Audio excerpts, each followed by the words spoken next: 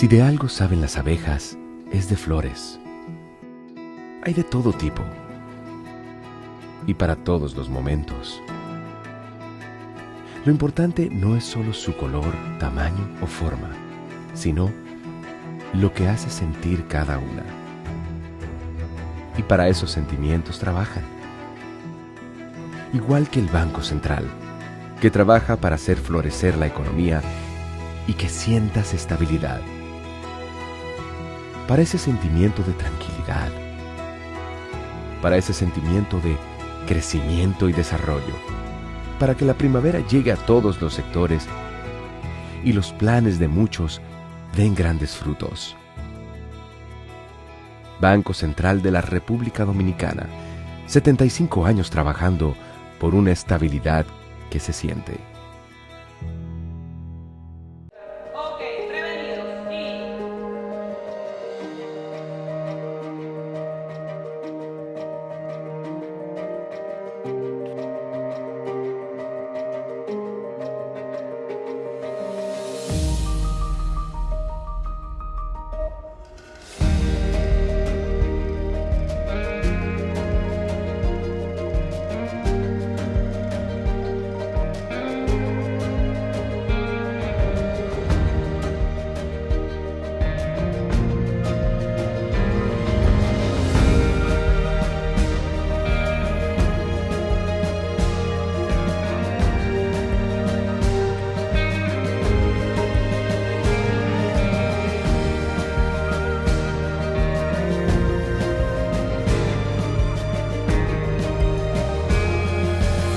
Banreservas, el banco de todos los dominicanos.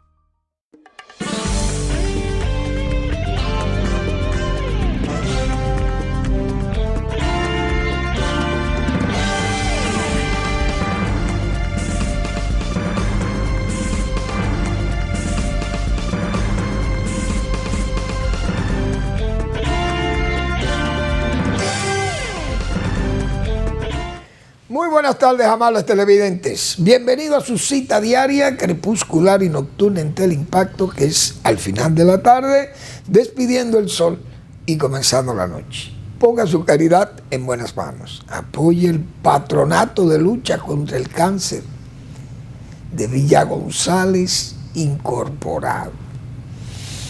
Esa es una institución. ¿Cuántos servicios? ¿Cuánta disposición para ayudar al prójimo más carenciado, más humilde, afectado por el cáncer, una enfermedad como esta, catastrófica en todos los sentidos? Y se necesita siempre del apoyo de todas las personas que tengan buenos sentimientos, una formación cristiana, que le invite a aportar recursos que puedan fortalecer este tipo de instituciones para cuidar o atender de estas familias humildes que ese sufrimiento, señores, usted sin dinero, para no solo que le vea un médico, porque hay médicos que son muy humanistas, hay gente muy sensible a los problemas de las clases muy pobres y saben que hay muchísimas dificultades. Y muchas veces colaboran los médicos, pero entonces quedan los medicamentos, los tratamientos. Y eso son cosas sumamente caras que el médico no la puede asumir. E incluso los mismos centros médicos donde ellos realizan sus labores. Entonces se necesitan estas instituciones que puedan recaudar y buscar recursos para arrimarlos a esos tratamientos y tratar de vencer una enfermedad como esta, tan difícil. Se necesita del apoyo de las comunidades, de la sociedad nacional, obligatoriamente. Claro, son deberes del Estado, pero uno sabemos dónde tenemos los pies, están bien colocados. Estamos sobre una tierra sumamente difícil en ese aspecto, porque los estados nacionales son muy complicados, sus direcciones muchas veces enfangadas en esas escalerillas palaciegas o en esas oficinas palaciegas, muchas veces enfangados en maniobras típicas del palacio, como se dice. Y entonces se le olvidan esas cosas o se obvian muchas veces porque hay que atender lo inmediato y lo visible y lo que está aquí. ¿Qué sé yo? Y no se piensa a veces en esas comunidades lejanas donde hay un sufrimiento mayor. Esa es la verdad. Por eso este tipo de instituciones hay que apoyarlas, hay que fortalecerlas, porque hay gente que solamente está comprometida con el bienestar del prójimo, hay gente que no busca lucro. Ahí no hay ventajas personales ni familiares para nadie. 809-443-8010. También el Hogar Escuela Santo Domingo Sabio es una institución regentada por los salesianos de la Iglesia Católica. No puede haber más seguridad y confianza en esta gente. Entonces, esa gente la que brinda formación a jóvenes que están en alto riesgo, sin oficio y sin beneficio. Y esa es otra institución que hay que brindarle apoyo porque es una labor social extraordinaria. Nos quitamos delincuentes de encima, de la calle, porque se convierten estos jóvenes en verdaderos ciudadanos. Hay que apoyarlo. Avenida Independencia, casi esquina Avenida General Gregorio Luperón en Santo Domingo. Bueno, ¿qué dice la economía? Vamos a ver cómo están los precios, porque en esta semana no hemos visto eso. Bueno, del cacao no trajo el precio del cacao, pero anda alrededor de los $8,000 el cacao, la tonelada. 7,000 y algo, hay un flujo ahí mínimo. El petróleo se ha encaramado, $75,85. Casi $76 un barril de petróleo. Estuvo a 60 y algo. Pero hay unas tensiones ahí en el Golfo, en el Golfo Pérsico, no en el Golfo de México. Y entonces no hay duda que eso desestabiliza el precio. El Brent, 79,40. El café, $254 el quintal. Es un precio histórico, de verdad, excelente. El que tiene café arábico sabe que tiene oro en paño, como se dice, porque ese precio es extraordinariamente alto. $254,92, casi $255 un quintal de café del tipo arábico, suaves. El azúcar, 22,13, bajó algo. Estuvo en $23, ha bajado un poquito. El cacao, bueno, mira aquí lo trae el precio, $7,511 la tonelada. El oro, $2,646,3 la onza de oro. Ese es un precio también histórico, me imagino. Yo no soy especialista en oro, pero no hace, o hace mucho, mejor dicho, que uno ve estos precios. Y esos precios del oro, yo creo que nunca han estado a niveles como están ahora, porque $2,600 una onza de oro, 2,646. Y pensar que en esas minas como la de Barry son toneladas de oro que se obtienen, claro, no es, eso no se saca en un año ni esas cosas, para que la gente no vaya a pensar tampoco que que es como el Potosí de Bolivia. Bueno, pero esos son precios muy buenos. La tasa del dólar, he oído gente que se están quejando de que el dólar ha subido, pero yo creo que hay gente que no ha seguido la historia, diríamos, o el comportamiento del dólar en los últimos 20 años. Porque primero, aquí nunca ha habido un alza, vamos a decir, súbita del dólar en la economía manejada por el equipo que está manejando el Banco Central desde hace 20 años ininterrumpidos y 4 años más de intermitencia que hubo antes del 2004. Ese equipo, repito, ha manejado la política monetaria. Y el dólar aquí, todo el mundo sabe que en el gobierno de Hipólito Mejía hubo una situación sumamente grave. Y el dólar subió a niveles nunca vistos, en forma tan brusca.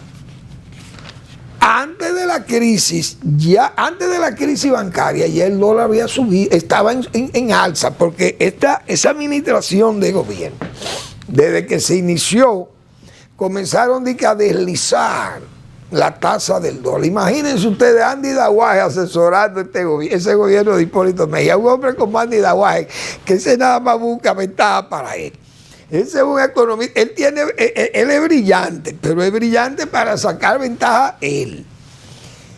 Y esa administración del Banco Central, eso fue un caos, porque eso comenzó a deslizar esa tasa de cambio. Y eso se fue subiendo y acelerando la subida. Entonces, cuando vino la crisis bancaria, eso se disparó hasta allá, a los confines del mundo, como dicen. Y hay que ver lo que eso subió ese dólar. Y yo recuerdo que sectores que ahora están diciendo que el dólar está subiendo, señores. Esa gente, yo me acuerdo que fue en la ruina. Los productores de pollo y de huevo y de cerdo, esas cosas.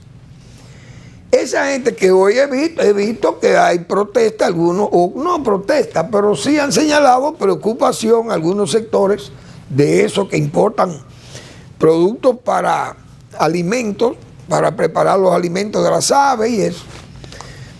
Es muy lógico una gente que esté dedicado al negocio de, por ejemplo, la crianza de pollo, de huevo, de cerdo, etcétera, que tenga que comprar materia prima en el extranjero, principalmente el maíz y la soya. Siente que hay una presión sobre el dólar porque sube a puntos y algo más, pero no son subidones, no son esas subidas bruscas que son peligrosas y que arruinan. Esto es algo que va como diríamos, como un aterrizaje suave.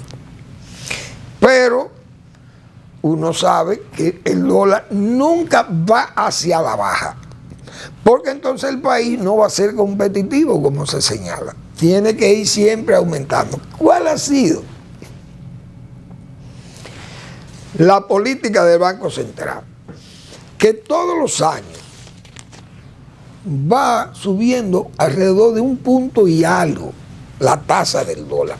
No es porque sea especulativo, sino que se hace para un fin de que seamos competitivos.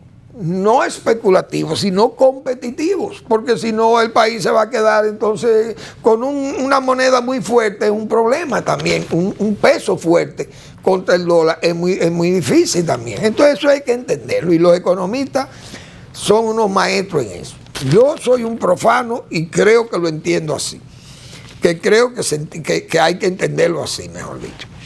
Entonces, hoy es distinto a aquellas locuras, que de esa locura me acuerdo yo. Aquí habían 80,000 cerdas madre en el país, en granjas organizadas. Esas granjas le servían alrededor de 80, 90 mil cerdos por mes de 100 kilogramos a la industria cárnica local. Y la crisis del dólar fue tan alta, tan grave para los productores de cerdo, que de 80 u 85 mil madres quedaron en 35 mil madres, cerdas madres, 35 mil. El resto tuvo que llevarla al matadero porque prácticamente no podían con un dólar a 60 y a 57 y 58.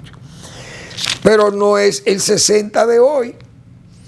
Aquel 58, aquel 60 de hace 20 años no es el 60 que ha ido acomodándose durante los últimos 20 años, tomando un punto y algo por año, porque del 2004 en adelante, todo el mundo sabe aquí que la tasa de cambio de 60 bajó a 29 y eso hubo que subirla rápido y estabilizarla en más de 30, alrededor de 32, 34, qué sé yo, por ahí.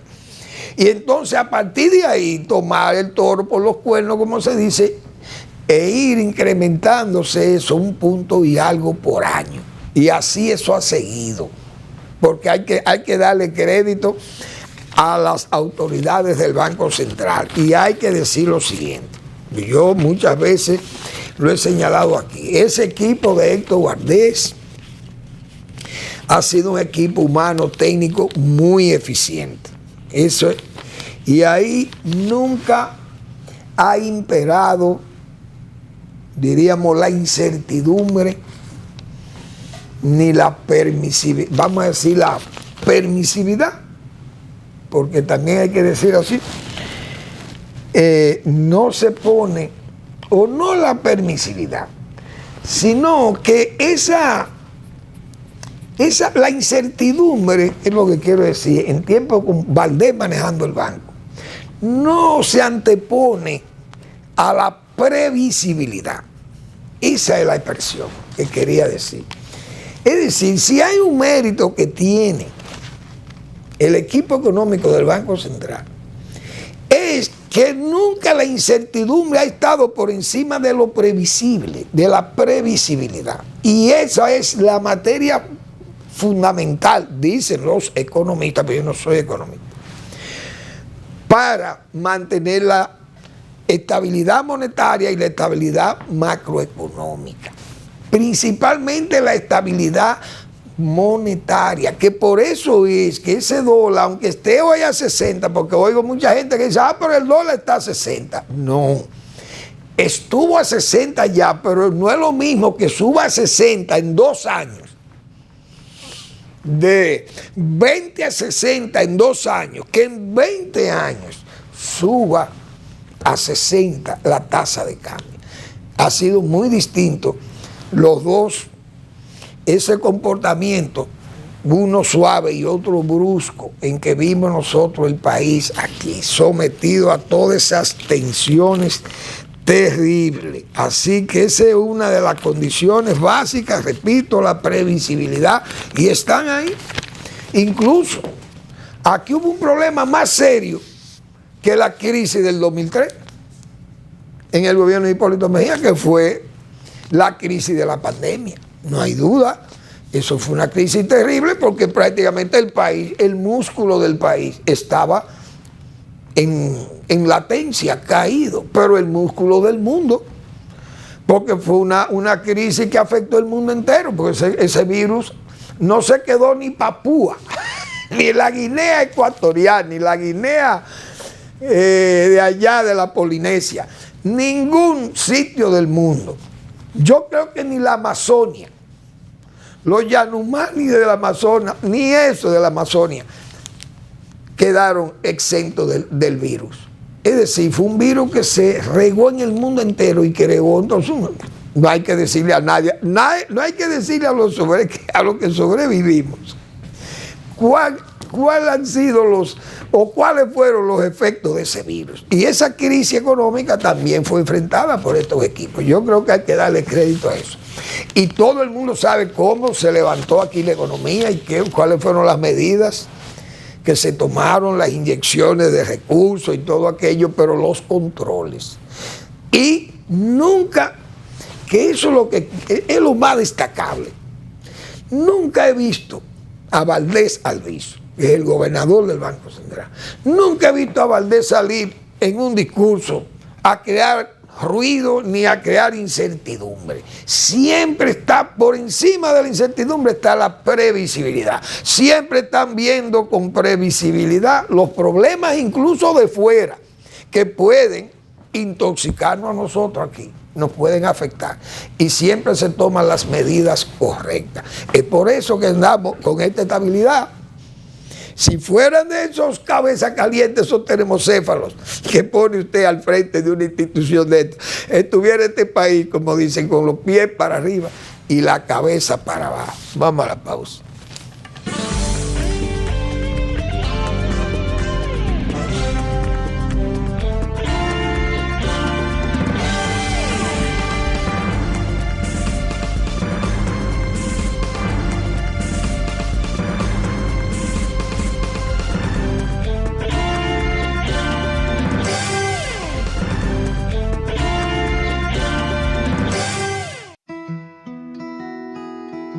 Si de algo saben las abejas, es de flores. Hay de todo tipo y para todos los momentos. Lo importante no es solo su color, tamaño o forma, sino lo que hace sentir cada una.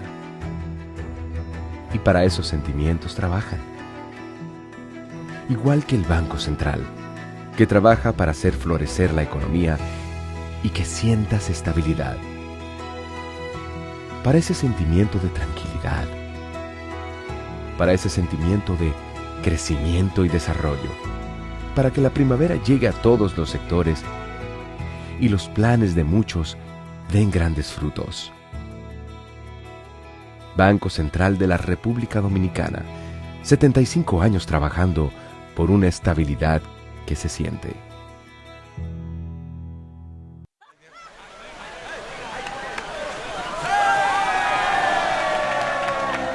Hemos dado tantos pasos, hemos hecho sueños realidad. En cada esquina de esta tierra, ¡Nueva Nueva York! vemos toda la felicidad. Oh, oh, oh.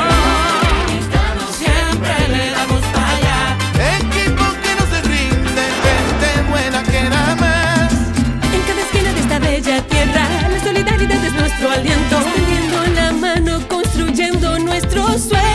Que los dominicanos siempre le damos para En Banreservas ponemos el corazón en el crecimiento de nuestra gente, comprometidos en todo momento y ocasión en ser el banco de todos los dominicanos.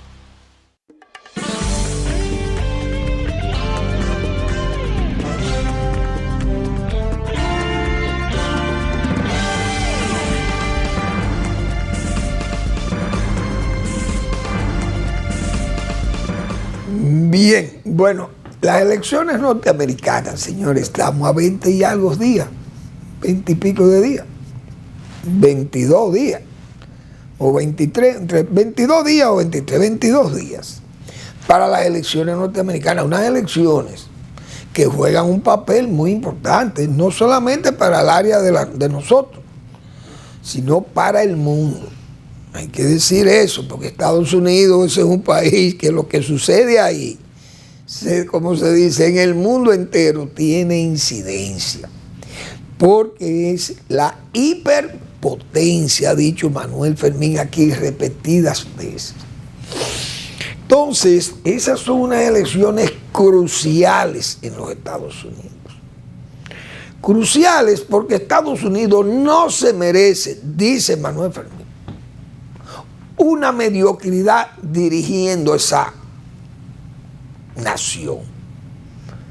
Y en el caso, por ejemplo, de Donald Trump y la señora Kamala Harris, que es la candidata a los demócratas. Ninguno de los dos son estrellas, vamos a llamarle así. No están a los niveles de otros dignatarios que ha habido en ese país. De gente incluso que no tenían tanta resonancia, porque un Bill Clinton, por ejemplo.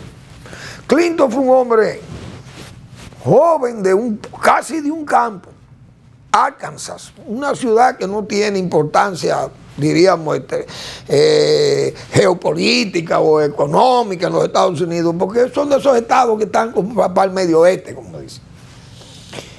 Y él fue gobernador por ahí, pero Clinton demostró que era un hombre que tenía su talento también. Y tomó decisiones de Estado importantes.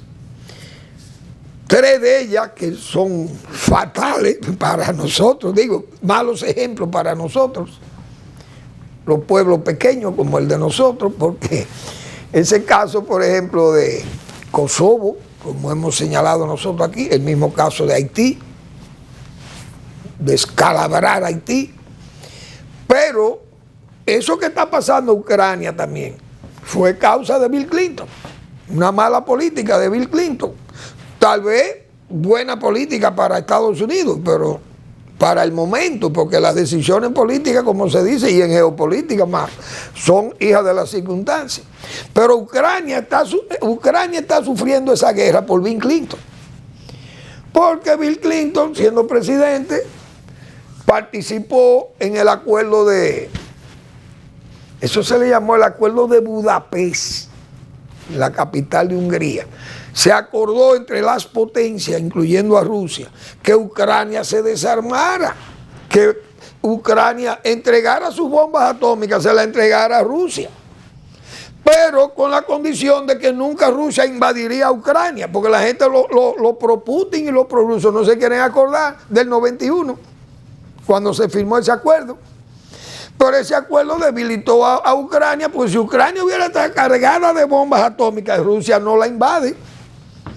Porque Putin sabe cuál era el problema, que Ucrania era la primera república.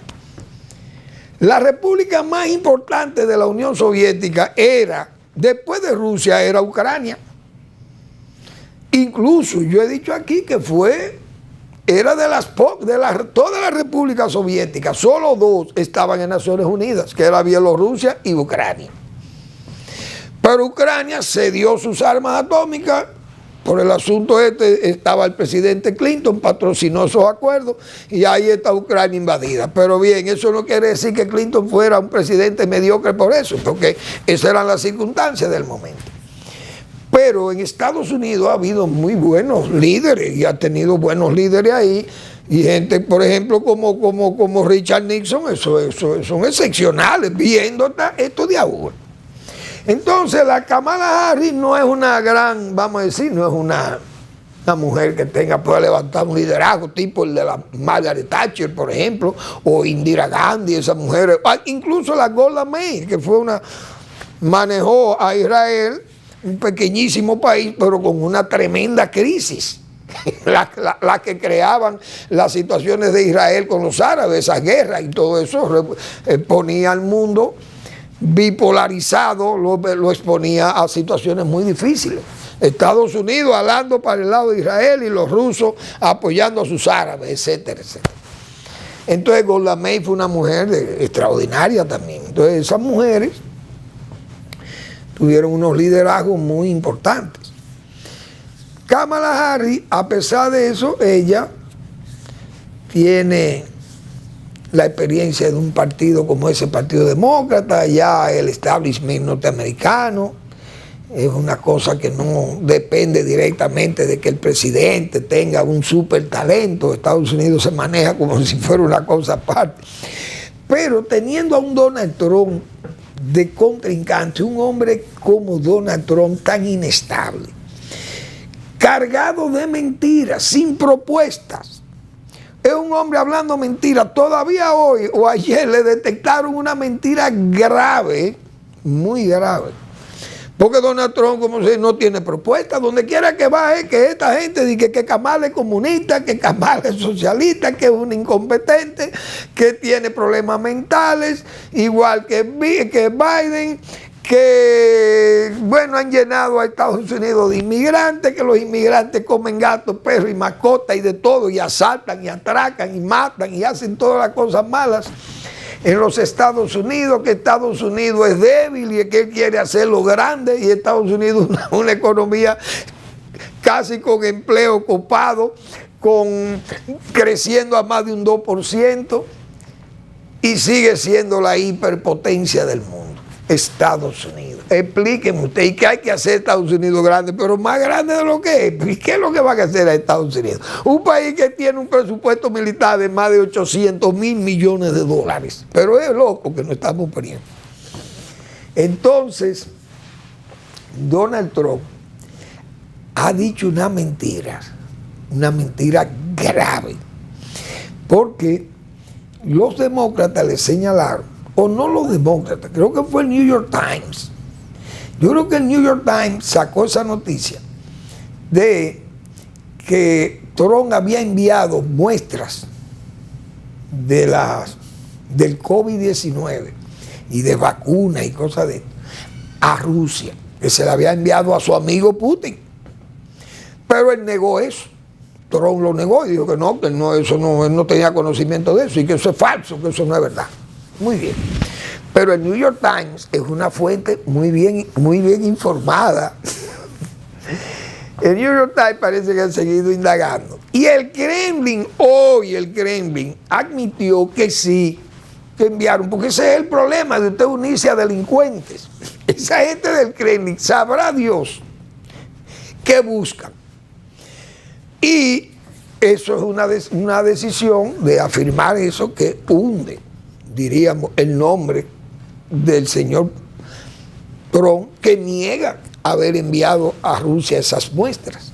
Sin embargo, los rusos admiten que las recibieron, pero ¿quién está detrás de esas noticias y de esas informaciones? El señor Bob Woodward, que ha escrito otro libro y creo que va a salir publicado en esta semana próxima.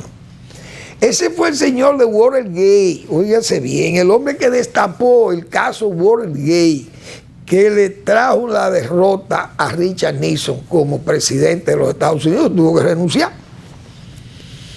Entonces, Donald Trump ha quedado como un mentiroso más, porque es que sigue mintiendo, y así ha señalado ese caso de FEMA, que es una agencia que ayuda a los damnificados en Estados Unidos. Y él señaló que no había dinero para los damnificados de estos ciclones, porque los dineros de esa agencia se le habían utilizado, el gobierno de Biden lo había utilizado para atender a inmigrantes, a indocumentados que lo que van es a robar y a matar gente y a comerse a las mascotas de los estadounidenses. Oigan cómo es el discurso de este hombre. Entonces, es un discurso sin propuesta. Y la verdad que, aunque las encuestas dan resultados muy cerrados, hay definición. Estados Unidos es un país que, primero, hay una alta abstención. La gente no es que vaya con gusto a votar, todo depende de lo que va a pasar en esas elecciones con eso, si la gente va o no va a ir a votar. Eso es muy importante. Esas encuestas, tal vez, no creo que sean todas sesgadas, porque alguien tiene que hacer el trabajo con cierta limpieza, como dice. Pero hay que esperar. Las elecciones parece que van a ser muy cerradas y eso es complicado, porque Donald Trump es el primero que ha señalado que si él pierde, habrá una guerra civil. Explíquenme ustedes por dónde que va ese país. Estados Unidos de Norteamérica, un país tan importante para la estabilidad del mundo. Óigase bien. Bueno, entonces, Irán, Israel, esa guerra sigue provocando incertidumbre, tensiones. Y Israel le ha dicho a Irán que ellos van a vengar eso, ese ataque que Irán le hizo. Que Israel va a a devolver con un golpe sorpresivo, pero que será un golpe no solo mortal, no recuerdo cómo fue sorpresivo que ellos dijeron, pero no recuerdo la otra expresión, demoledor, algo así. Que lo que le espera a Irán es un golpe demoledor. Y eso, en boca de Israel, significa que eso va a pasar, porque Israel no se queda con golpe de nadie. Ahora, eso me imagino yo que mantienen una tensión tremenda Irán. Un país grande, mucho más grande que Israel, pero muchísimas veces, pero un país que es muy complicado, tiene muchos problemas. Y su economía depende prácticamente del petróleo. Si Israel bombardea esas áreas petroleras, va a crear la crisis mayor. Esa gente van a cerrar ese Golfo Pérsico ahí.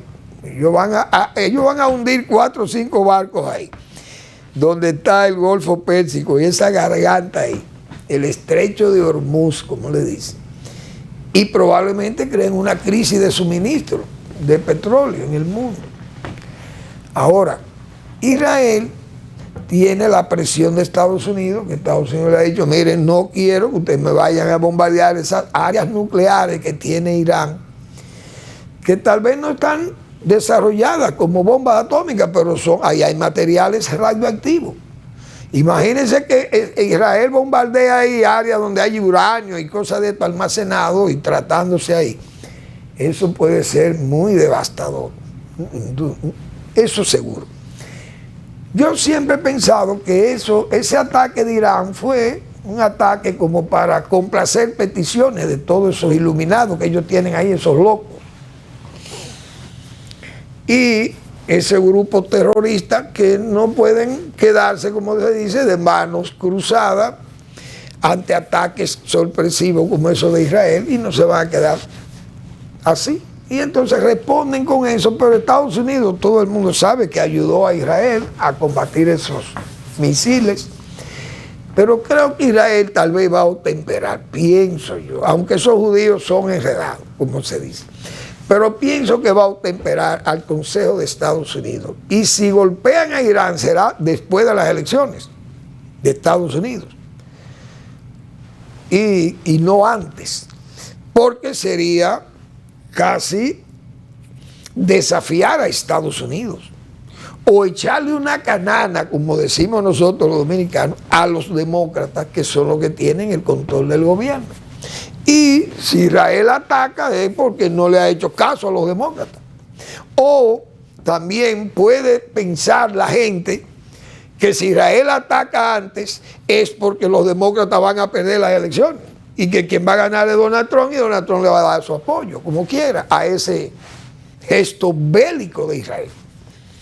Entonces, todas esas cosas están en juego. Por eso pienso que Israel tal vez tenga que o parar ese golpe o esa respuesta a Irán y evitar que Estados Unidos tenga entonces que salir con medidas tal vez un poco fuertes, porque si ellos atacan ahora Biden, para no quedar mal ante el gobierno norteamericano o el pueblo norteamericano, entonces podría sentirse golpeado, desafiado por Israel, y eso no es bueno ni para Israel ni para los Estados Unidos. Pero creo que es peor para Israel que para los Estados Unidos, porque la sombrilla de Israel es Estados Unidos. Pero hay que esperar,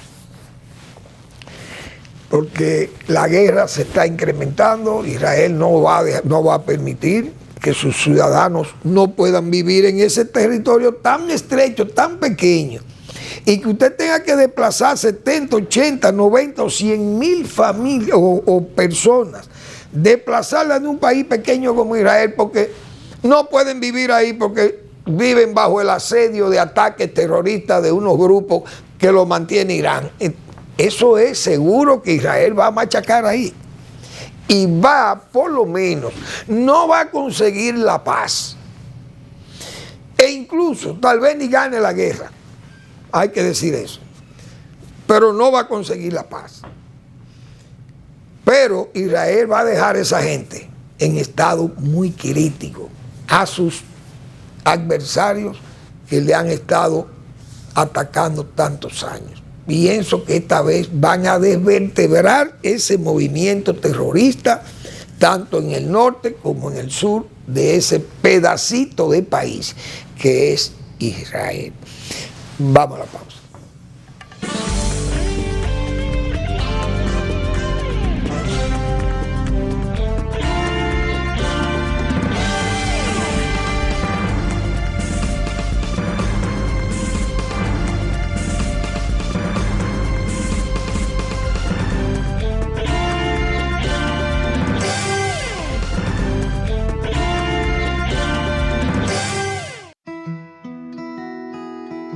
Si de algo saben las abejas, es de flores. Hay de todo tipo y para todos los momentos. Lo importante no es solo su color, tamaño o forma, sino lo que hace sentir cada una. Y para esos sentimientos trabajan. Igual que el Banco Central, que trabaja para hacer florecer la economía y que sientas estabilidad. Para ese sentimiento de tranquilidad, para ese sentimiento de crecimiento y desarrollo, para que la primavera llegue a todos los sectores y los planes de muchos den grandes frutos. Banco Central de la República Dominicana, 75 años trabajando por una estabilidad que se siente.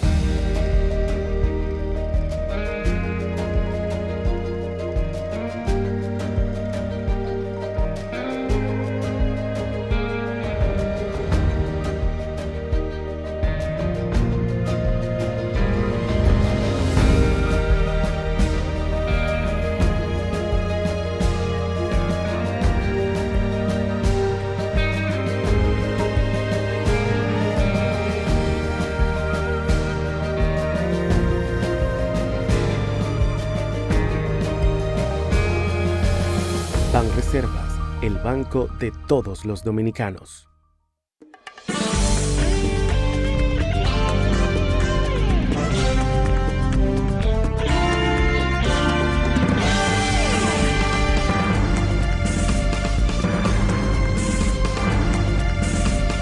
Bien, vamos a recordarles que semanalmente el doctor Marino Vinicio Castillo produce su blog La Pregunta. Es un espacio del internet muy bien utilizado por el doctor Castillo, que ha sido tan persistente escritor de su columna ahí toda la semana, con su recto juicio de razón y de palabra, como hemos señalado. Más acerca de los consejos del anciano Ido. Son 2 entregas que ha tenido el doctor Castillo en su blog La Pregunta. Bueno, el ambiente dominicano, el gobierno, nosotros tenemos que estar, los dominicanos y las dominicanas, jóvenes y adultos mayores, tenemos que estar vigilantes, porque el gobierno, primero el gobierno está envuelto en unas decisiones sumamente complicadas. Esas reformas no son asuntos como para descuidarse, porque el gobierno sabe que está en un terreno movedizo. Pero no es porque haya una desestabilización constitucional, qué sé yo, democrática, y que haya un revuelo. La gente no creo que esté en eso. Pero no hay duda que la gente está ciertamente preocupada. No, todavía no ha llegado a la ebriedad, pero está preocupada porque con los planteamientos de reforma, principalmente esa reforma fiscal, porque la reforma política, constitucional, la gente le da, como dicen vulgarmente, le da un pito. Es decir, a la gente llana y común del pueblo, usted le habla de que la Cámara de Diputados va a tener 20 diputados menos y la gente ni caso le hace, porque eso ni le va ni le viene, como dicen, porque los beneficios y los recursos y los privilegios que hay ahí, sin desmontar, son incuantificables. Ahora, la reforma fiscal la gente sabe que eso va a traer problemas, porque ¿quién es ajeno a que la gran masa del pueblo es la que va a pagar eso? Porque ¿quién es que va a pagar? Los ricos son ricos. Bien, usted le cobra un plátano a un rico en 22 pesos hoy y le sube a 25 mañana. Él va a protestar, pero no va a salir a la calle a protestar, porque esa clase no sale a las calles a protestar. Ahora, el plátano, que no dice plátano para rico y plátano para pobre, aunque los hay, porque hay plátanos, como se llaman las rabizas, que usted como persona humilde dice, yo no puedo dar 20 pesos por aquel plátano, pues voy a dar 5, 6 o 7 pesos por este plátano. Pero no todo el mundo es pobre, porque hay una clase media alta, media, que compra en los supermercados, que cuando el plátano se sube de 20 a 25, sabe que ese precio le afecta. Y entonces el rico no va a salir a la calle, esa clase media tampoco sale, la media alta, pero la media puede acompañar a los más pobres. Los más pobres siempre se refugian como dicen, en las cachirulas, como decían en el Cibao una vez, a los guineitos chiquitos que se producían en las montañas, principalmente como sombra de café, cuando la gente estaba levantando café en las lomas, usaba eso como sombra. Entonces eso es un guineíto de mala calidad. Es decir, la gente anda, se defiende, como dice el más pobre. Y eso generalmente los gobiernos buscan la forma de paliar un poco la situación económica de esas clases, que son las que más se pueden lanzar a protestas.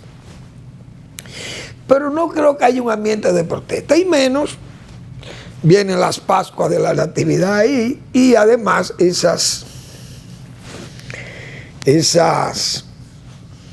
reformas entrarían en el año próximo. Ahora, han encontrado resistencia, y el gobierno tiene ese foco de resistencia.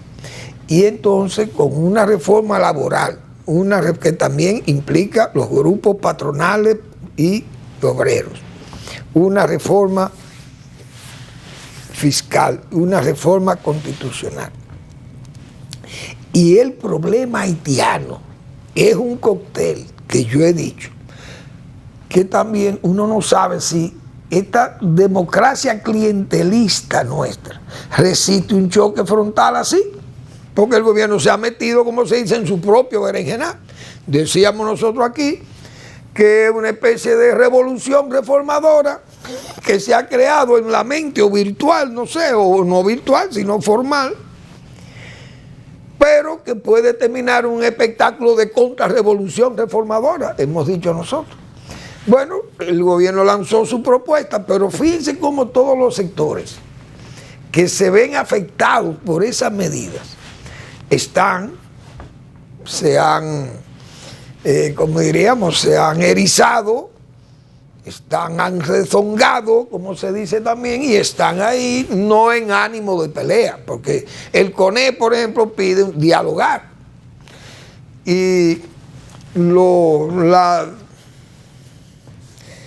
qué sé yo, el diálogo es básico en cualquier negociación o entendimiento entre sectores productivos y en este caso el sector fiscal, que es el gobierno.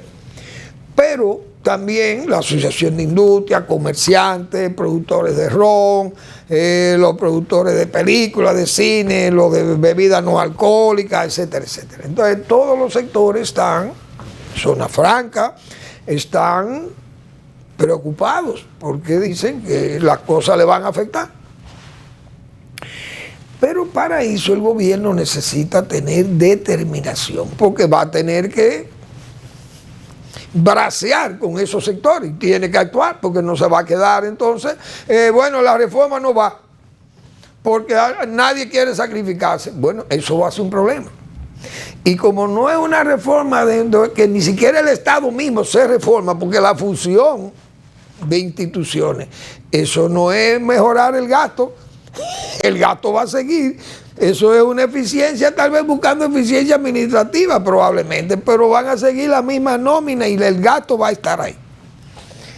Ahora, esto asociado con el problema haitiano, yo creo que el gobierno necesita de que jóvenes y adultos, repito, estemos expectantes para darle, aunque fuera un apoyo espiritual al gobierno, un apoyo, porque el gobierno va a estar sometido a presiones ahora con este asunto de los haitianos, que son unos fantoches.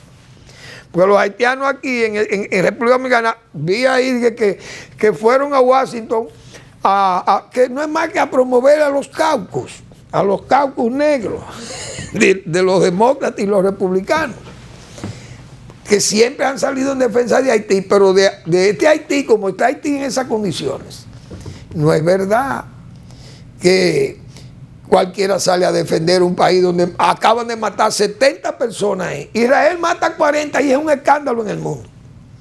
Y en Haití matan 70 y sigue Haití como nada, y la ONU ni caso, ni ve para allá, y la OEA menos. Y Estados Unidos, ni Canadá, ni nadie vea para, ni Rusia, ni China menos también. No ven para Haití, pero Israel mata 40 con un bombazo y ahí mismo en primera página están todos los periódicos. Es decir, Haití yo creo que ya no está llamando tanto la atención como antes, pero andan en su asunto en Washington denunciando al país. El gobierno necesita determinación para esto. Hay que ver qué es lo que va a hacer el gobierno, porque esta medida de repatriar en medio de toda esta reforma y en medio de todo esto no hay duda que debilitan al gobierno. Pero si la reforma, si las repatriaciones son firmes, si las repatriaciones son una realidad producto del desorden migratorio, de la ocupación ominosa haitiana, el pueblo dominicano tiene que darle el apoyo al gobierno. El gobierno no puede estar desamparado, pero tiene que exhibir determinación y carácter de que es un defensor del carácter nacional. Porque la gente no está como porque lo engañen y que le creen piruetas o pirotecnia. La gente no está en eso, que le pongan la cosa clara. Y yo no quiero pensar que esto sea una especie de bálsamo. Vamos a repartir 10,000 para después bajar la presión mientras tanto, mientras yo estoy negociando toda esta reforma y todo eso, como hemos dicho otra vez. Entonces, ojalá no sea balsámico esa decisión del gobierno, pero ante esa situación con los haitianos, el gobierno necesita el apoyo, que la gente del país estemos todos, como diríamos, a unanimidad, alerta para darle apoyo al gobierno en el aspecto de esa situación que se está presentando con los haitianos, porque los haitianos son especialistas en ir a mentir y a decir allá que nosotros le asesinamos 50,000 haitianos aquí en el 37, sabiendo que eso es falso. Pero que haya una gente allí en Washington que le diga, mire, eso es mentira de ellos. Ahora, donde matan 70 diarios y ellos ni caso hacen, es ahora, y que se lo mata el chorizo ese ahí. Trujillo mató 3 o 4,000 y tuvo que pagar por 30,000 para dejar la cosa como está, para dejar la cosa tranquila. Pero no fue una matanza, que además nosotros no tenemos que ver con eso, porque el presidente Abinader no estaba nacido cuando pasó eso. Entonces, eso fue un hecho de la dictadura de Trujillo, que no es un hecho del pueblo dominicano, vamos a estar claros. Pero eso, sí, necesario que las autoridades nacionales estén alerta y le pongamos los puntos claros, y que eso se mantenga con firmeza en la misma OEA o donde sea, o en Washington, que nosotros vamos a seguir deportando. Porque cuando Donald Trump anuncia que va a deportar millones, nadie dice nada. Y cuando el presidente Obama deportó más de 4 millones de gente de los Estados Unidos, nadie dijo nada. Y nosotros vamos a seguir deportando, porque este país es de los dominicanos. Y el que no lo ve así, entonces tiene que coger su maleta y se larga de aquí, creo yo. Gracias por su atención. Nos vemos el lunes en otra entrega de Al Final de la Tarde, despidiendo el sol y comenzando la noche.